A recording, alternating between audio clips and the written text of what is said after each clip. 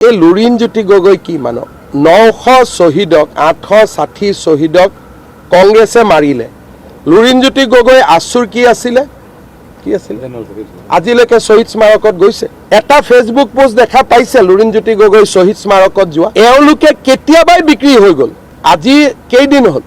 লুৰিণজ্যোতি গগৈ শ্বহীদ স্মাৰকত যোৱা দেখিছে কেতিয়াবা আন্দোলনৰ শ্বহীদৰ কথা কোৱা দেখিছে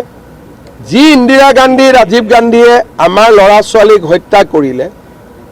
लुरिणज्योति गगৈ आसुर जेनेरेल सेक्रेटारी कत गल कांग्रेसत गल आमाक तो आसुए एक्सपेल करिसिले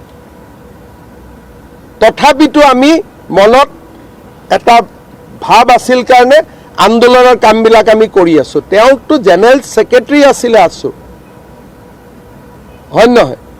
গতিকে তেও তো যাব লাগে এদিন শহীদ স্মাৰকত যাব লাগে নে নাই গতিকে আপোনালোকে তাক ৰিকুৱেষ্ট কৰিব যে একদিন গৈ চাই আহক শহীদ স্মাৰকটো মইতো বহুত দুখ পাই আছো যে লুৰিণজ্যোতি গগৈ আৰু তেওঁৰ যিবিলাক উপদেষ্টা কোনো এজনো যোৱা নাই তাতে যাব লাগিছিল নে নাই সেইকাৰণে এই মানুহবিলাকে এতিয়া অসমীয়া বা ভাৰতীয়ক ৰক্ষা কৰিব নোৱাৰে কেতিয়াবাই সাৰেন্ডাৰ বিজেপি যিদিনাখনে যাব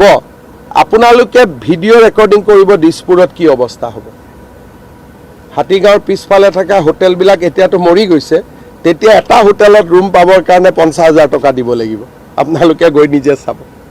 এই লুৰিণজ্যোতি গগৈ কি মানৱ 900 শ্বহীদক 860 শ্বহীদক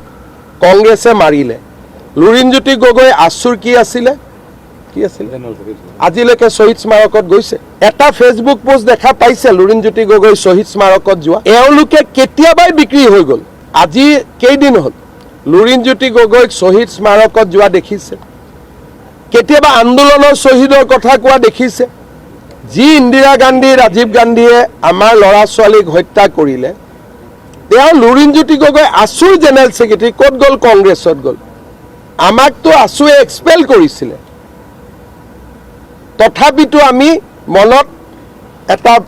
भाव आसिल कारणे आंदोलনৰ कामबिलाक आमी करि आसु तेওক तो जेनेरेल सेक्रेटारी आसिले आसु হয় নহয় গতিকে তেও তো যাব লাগে এদিন শহীদ স্মাৰকত যাব লাগে নে নাই